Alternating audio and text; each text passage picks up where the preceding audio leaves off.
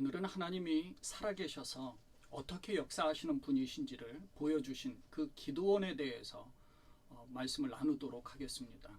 히브리서 11장을 보면 믿음의 선진들을 소개할 때 그분들의 업적이나 모범적인 사례 또는 어떤 모습으로 어떤 믿음의 모습으로 승리한 결과를 가졌는지를 소개를 했습니다.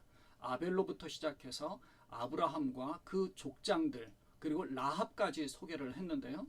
다윗을 포함하여 4명의 사사들과 그리고 사무엘까지 6명을 오늘은 언급을 하고 있습니다. 이미 히브리서 기자는요 11장 1절과 2절에 하신 말씀들이 다 증명되었다라고 했습니다. 믿음은 바라는 것들의 실상이요 보이지 않는 것들의 증거니 선진들이 이로써 증거를 얻었느니라. 물론 이분들 외에 더 많은 훌륭한 사사들과 믿음의 사람들이 많이 있습니다. 여호수아와 갈렙도 있고요. 왼손잡이 사사 에훗 혹은 여자 사사인 드보라 등 여러 사람이 있지만 이 히브리서 기자는 오늘 이 딱 6명을 소개를 합니다. 이 6명은 연대순으로 언급한 것은 아닙니다. 이 히브리서 11장 32절에 나오는 이 6명에 대해서 언급한 것은 사실은 어떻게 보면 기드온이 바락보다 더 뒤에 있고요. 또 입다는 삼손보다 더 앞서 났고 또 사무엘은 이 다윗보다 먼저 살았던 그런 분들입니다. 대부분 낮은 위치에서 부르심을 받아서 이스라엘을 다스린 사사들이었고 다윗도 어떻게 보면 별 볼 일 없는 그런 막내의 위치에서 선택을 받아서 이스라엘의 위대한 성군이 된 왕이었습니다. 오늘은 이 하나님께서 선택한 사사 기드온의 믿음에 초점을 맞춰서 말씀을 나누려고 합니다. 이 기드온은 우리에게 아주 크게 기억될 만큼 위대한 믿음의 용사로 이름을 남기게 되지만 처음에는 우리와 똑같이 너무나 결단력 없는 그런 믿음을 가진 그런 사람이었습니다. 우리와 같은 감정을 가진 자라는 그런 사실이 우리에게는 큰 위로가 되는 거죠. 언급된 6명이 활동하던 시대는 모두 이스라엘이 영적으로 크게 타락한 시대였습니다. 사사시대는요 사람들이 각기 자기의 소견에 오른 대로 행하였다라고 그렇게 이야기한 시대였습니다. 이러한 시대에 믿음으로 살아감으로 하나님께 인정을 받았던 이 기드온은 당시에 바알 숭배가 우상을 숭배하는 그런 일들이 보편적으로 행해지던 때였습니다. 사사기 6장에 보면 이 기드온에 대해서 자세히 기록하고 있죠. 사사기 6장 1절을 보면 이스라엘 자손이 또 여호와의 목전에 악을 행하였으므로 여호와께서 7년 동안 그들을 미디안의 손에 넘겨주시니 라는 말씀이 나옵니다.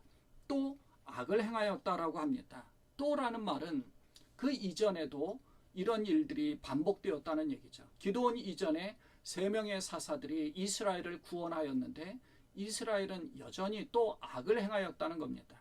그래서 이번에는 미디안에 의해서 고통을 당하는데 이 미디안이 먹을 것을 남겨두지 않을 정도로 그러니까 메뚜기 떼같이 달려들어서 이스라엘을 탈취해 가기를 7년 동안이나 지속됐다는 겁니다. 그래서 이스라엘 백성들이 궁핍함이 너무 심해서 그때서야 하나님께 부르짖은 겁니다.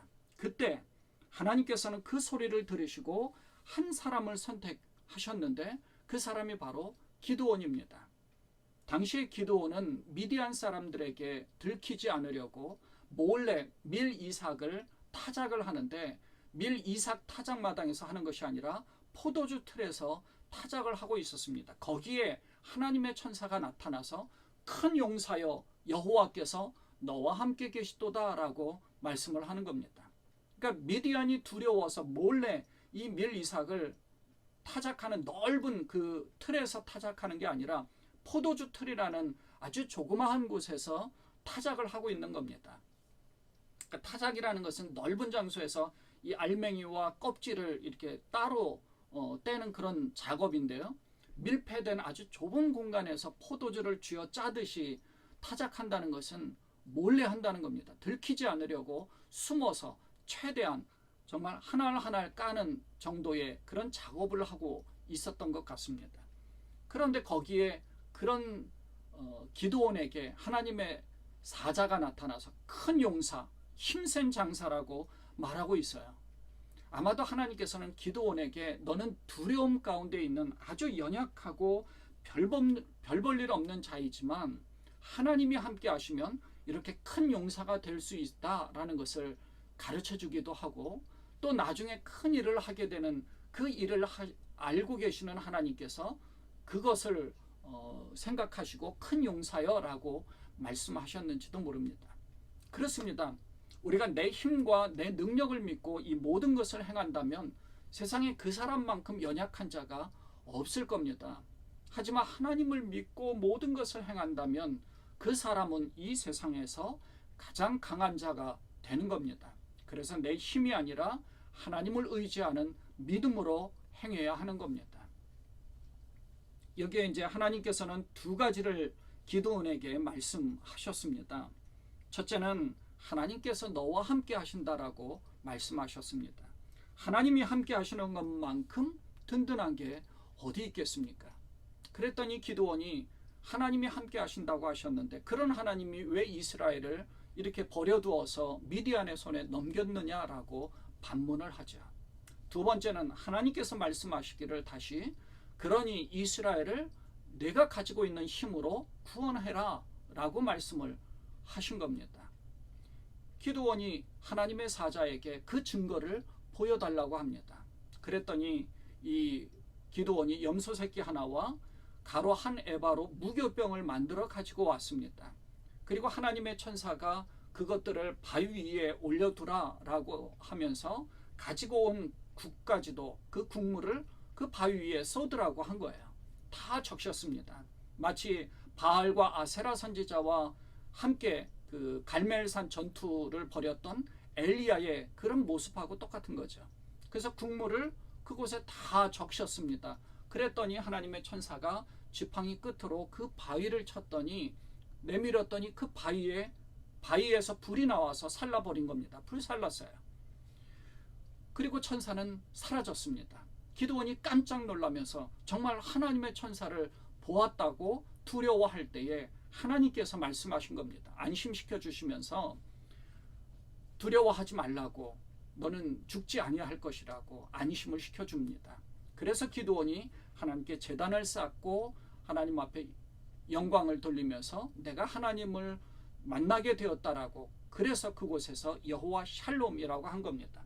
그러니까 여호와 샬롬은 하나님과의 관계가 평화의 관계, 평안의 단계에 있다는 것을 말하는 것이죠.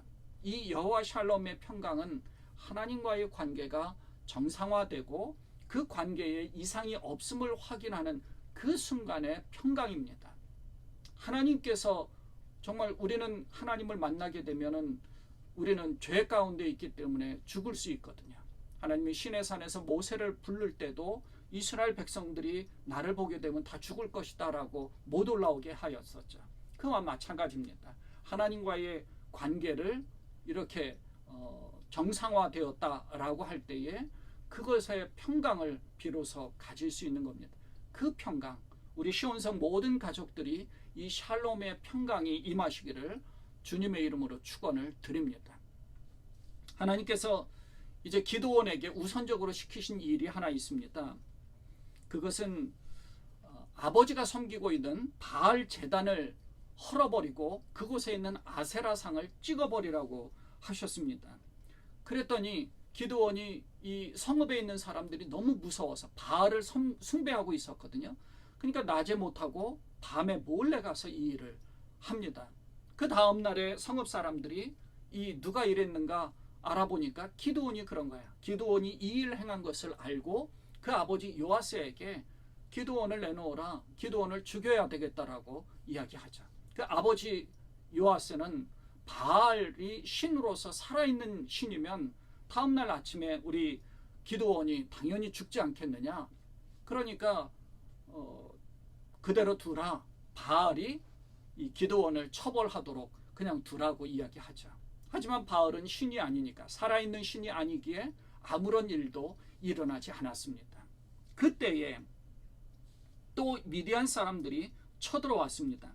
이번에는 미디안이 아말렉과 동방 사람들과 함께 동맹을 맺어서 쳐들어왔는데 이들이 얼마나 많은지 해변에 모래 같다라고 이야기합니다. 그래서 우리가 너무나 많이 읽고 들었던 그 내용들을 행하게 되죠. 기드온이 양털을 가지고 하나님을 시험을 합니다. 그랬더니 정말 하나님이 함께해 주실 것을 확신하게 되죠. 그리고 사람들을 모아서 미디안과 싸우는데 하나님께서 군사로 모집해서 모였던 이 32,000명이 전쟁을 치르려고 왔을 때에 다 필요 없고 오직 300명만 남게 되죠. 우리가 잘 아는 기드온의 300용사가 바로 그들입니다. 그리고 이 300명으로 미디안과 전쟁을 치르게 합니다. 인간적인 생각으로는 이 32,000명이 모였을 때도 두려워 떨었습니다. 상황은 좋지 않았죠.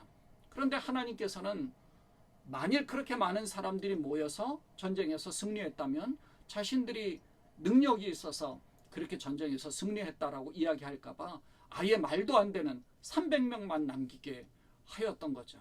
그래서 이 300명과 말도 안 되는 큰 승리를 경험하게 했던 겁니다.